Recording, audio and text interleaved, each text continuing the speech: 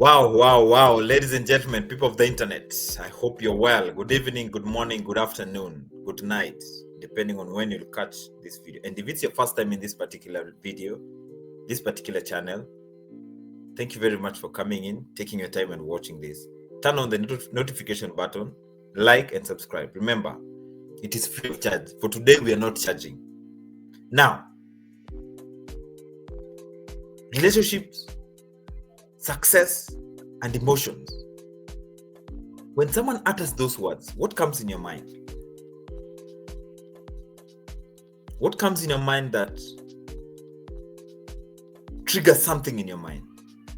Why is it that you'll find some people are so successful in their marriages, in their relationship, in their love life, then to some extent it falls down, or there's people are parting ways, and then after some time they come and again rebuild each other? What is it that happens that it cannot be explained? In today's session, I will be handling just a few topics: relationship, emotions, and success. Many times we've had people having their own opinion when it comes to relationship advices, emotional advices, and success advices. It's quite a broad topic. Now, let's dive right into it. Thank you very much for joining this session. My name is Kunguru87. Now, success isn't just a skill.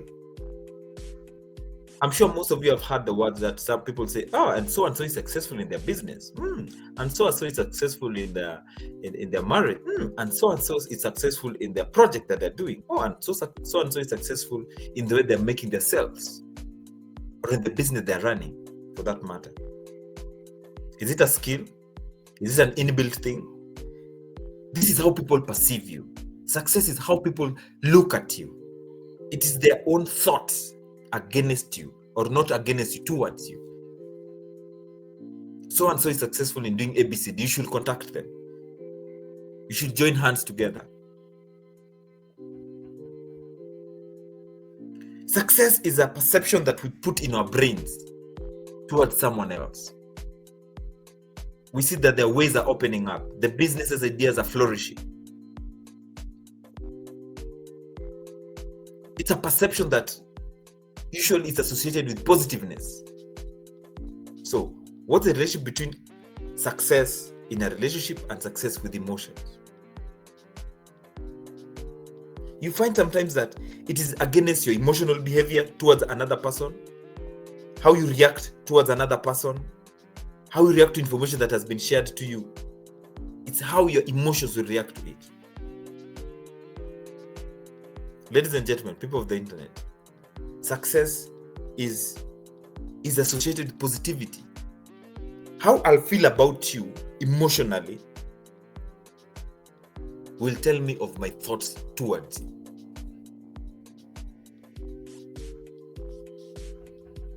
Many a times we find ourselves into positions that someone has done something so nice, your spouses have done something so nice. Instead of giving them a pat on the back, instead of giving them their flowers, you keep quiet.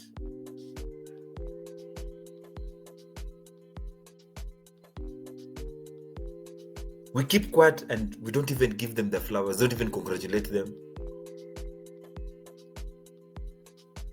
For example, if your spouses were the best sales in a particular year, they were successful that particular year. That's the terms we'll use. If your friend was successful in finishing their projects, you should congratulate them. Tell them, wow, congratulations.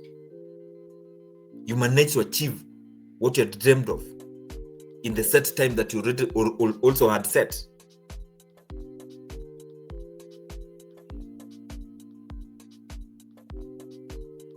Successful, you've been in this marriage for 5 years, 10 years, 1 year, and still counting.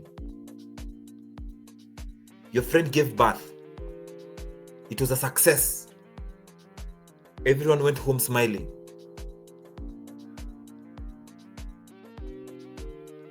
Success is an emotion. It's a perception that is inbuilt inside us. It's an emotional behavior that we have in us. And how do we express our emotions towards person? It's how we react. Some people do react negatively or positively under pressure. Some people depends on how they'll treat the other individuals. Most probably, if you are employed somewhere and you're not successful in a project that you're given, in your numbers or in your figures, it's an emotion, it's a perception, it is something that it is not enshrined. It's like a feeling.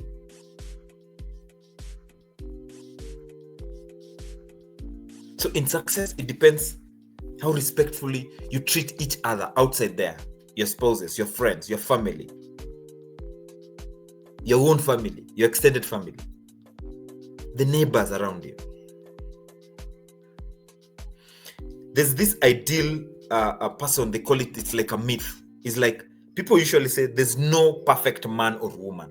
I don't know if it's a myth or it's like an imagination where people say there's no perfect man or woman.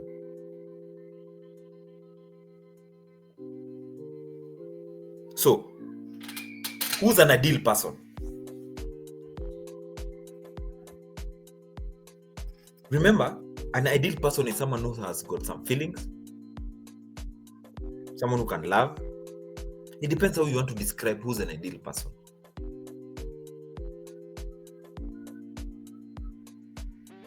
An ideal person, according to some research, is said that someone who can understand their strengths and weaknesses, someone who learns continuously, who treats people with empathy. So according to who's an ideal person? Because this ideal person is one way or another involved in a relationship. I'm sure most of us have got those spouses who have never told you, congratulations, my wife, congratulations, my husband, you achieved this. They're constantly looking for the weaker points that you did not do, she did not do, he did not do. Are you the ideal person in this context?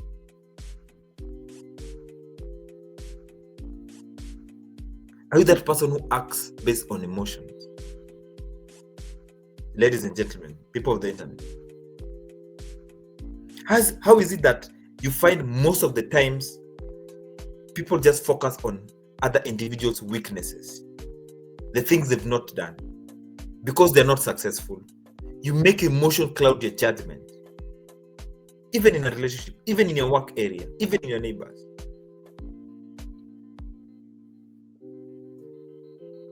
Most of the time, you try to work on their weaknesses. You make sure you mock them completely. What's the end goal? I once told some certain group of people that for those who are in a relationship, it's not a matter of who is the right, who was on the wrong. It's what can we do once we've been told, once we've discovered that there's a problem, this is the situation at hand. If you and your spouse cannot do that, I'm sorry, you're wasting time. Because you've made his downfall, you've made her downfall, because she cannot do something, because he cannot do something. Now you're calling them unsuccessful. They're failures because you're letting your emotions cloud your judgment.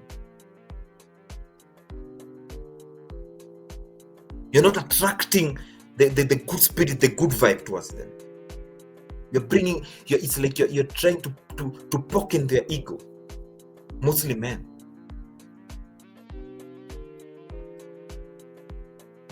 The repercussions can be very, very, and I'm telling you, people of the internet, can be very, very bad to some extent. People of the internet, learn to work, learn to praise, learn to give flowers, learn to blend in with certain individuals. As I said, the ideal person, there's no perfect person, there's no perfect man or there's no perfect woman. It's just a balanced people, as someone has said it. Remember what we say? Success, emotions, love. From which point are you acting? Are you reacting to the information that has been brought to you?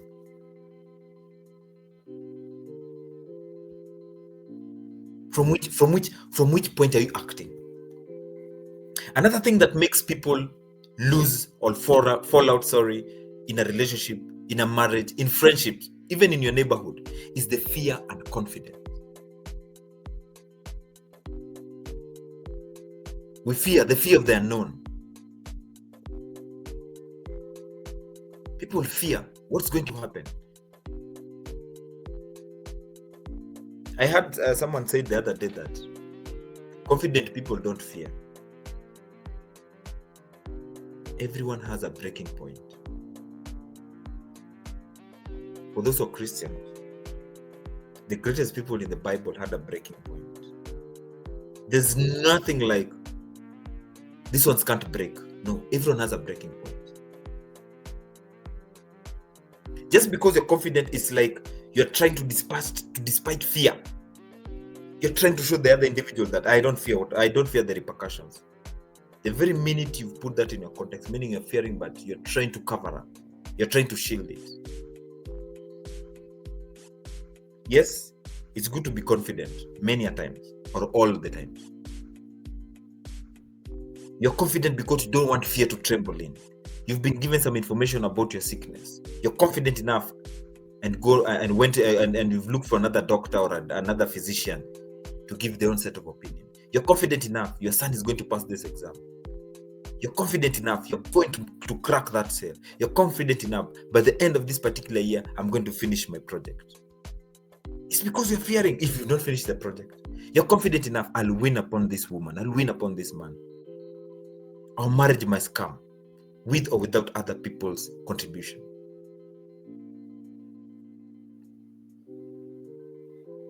Is it because someone has said that most fears come from childhood experiences? Because they fear judgment, rejection, or failure. The fear of the unknown. What are they going to say? What is she going to say? What is he going to say? What will my husband think about me? Just do it. Just do it. And let nature take its course. Another point is humiliation and self-respect. Humiliation and self-respect.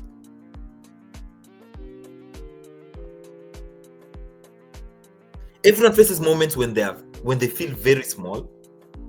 They feel like they do not belong to certain classes of people, to certain groups of people, to certain communities. What really matters is how you respond. For example, you either absorb it and shrink it in, or you don't listen to it. They come to this year and get out of this year. People of the internet, ladies and gentlemen, I do say that every information you receive outside there, you are the final decision maker. You're the driver, you're the captain, you're the pilot of your ship. What you choose to consume is entirely up to you. When someone is talking negatively about you, when your spouses are talking negatively about you, when your family is talking negatively about you, the decision relies in you. If you choose to consume them, it's entirely up to you. If you choose to feel like you're a small person, it's entirely up to you. The decision relies upon you. No matter how bad the situation is, you should always put your head so high, so confident, because you'll be successful one way or another. Don't feel that you're humiliated. That's how human beings are programmed, to humiliate others. You failed in your marriage. You failed in building your project. You failed in a certain business. You failed in a certain targets that you are given. Don't feel humiliated. Remember confidence. Let people be like, wow, are you sure? That guy has got some confidence. Are you not? Is he not the person who failed? Is he not the person who started? Is he not the person who was married the other day and it divorced? Is he not? Is she not the person who was looking for that particular business and failed? Have your own engine to push you. Self-respect. Don't feel small in this world.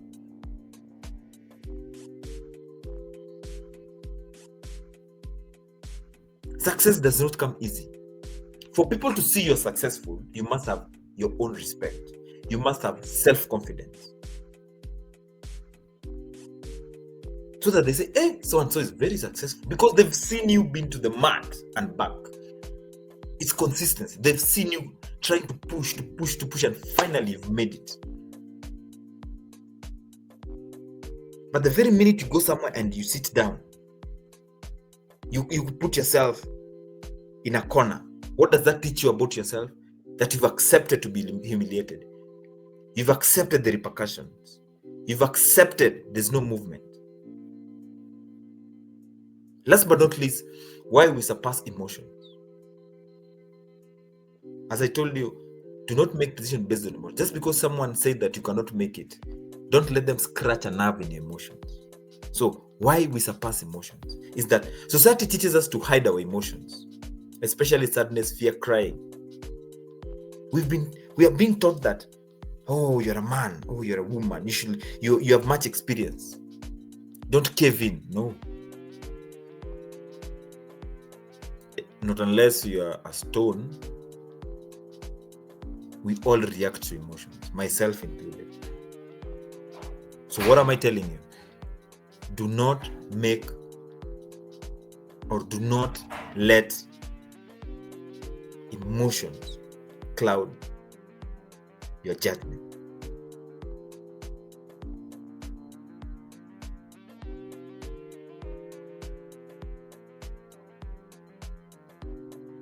Because society has taught us to express our emotionally safely, to communicate clearly, to build emotion without boundaries.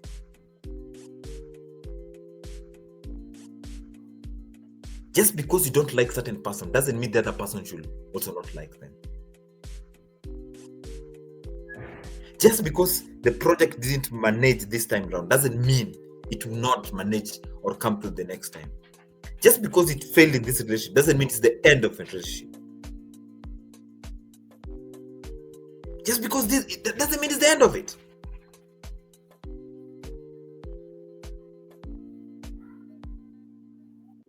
There's always a next time. Oh, I didn't make it this time, I'll make it next time. I'll make it tomorrow. We fell out of this marriage this time round, next time we'll make it. Next time you're not learning from mistakes. Next time you're learning from mistakes, you're not starting from scratch. You're starting with experience. Certain person never wanted this, you don't bring the same mess into the next relationship. I'm not castigating or advocating for you to be going and breaking up every single day there. No.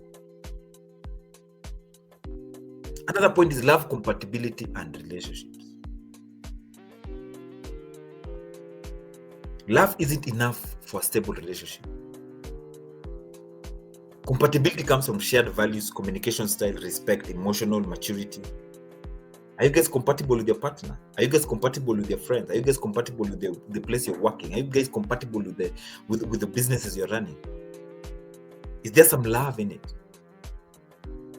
I don't know. If one of these things, if your communication style is not okay, if you guys are not respecting each other, there's high probability everyone will go their way.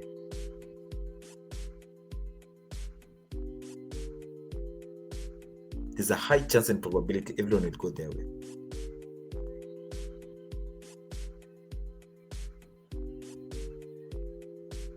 Ladies and gentlemen, people of the internet, many times we find ourselves into areas, into places that we cannot even comprehend.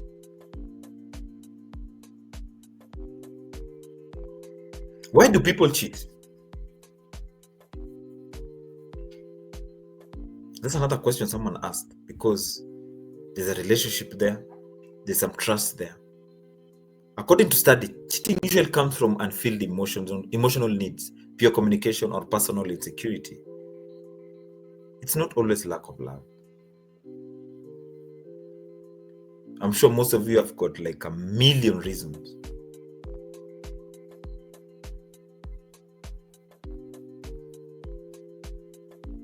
Most of you have got like a million reasons why these things happen and why these things do not happen.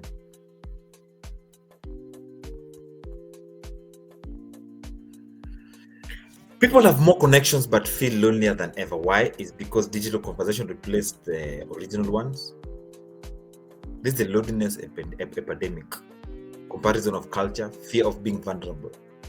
We've let relationships, we've let businesses, we've let associations be taken over by events, be taken over by technology. Checking up on our spouses, checking up on our businesses. I had a friend of mine who manages a company, yet he has never he only set foot in that company, like, think twice since I knew them. And the company is like in another country. How he does that, I'm yet to discover that. Do you think they're successful?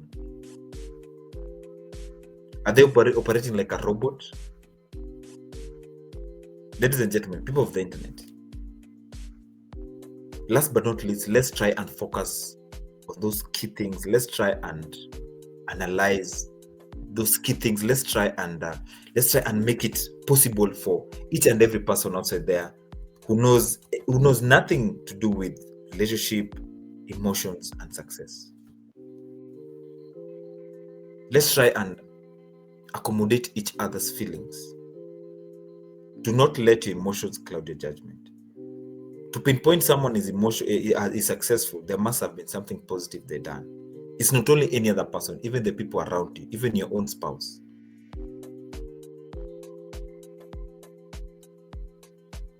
I hope you've picked 1 or 2 points from this video. Check you out in the next one. I'm more than grateful for your presence.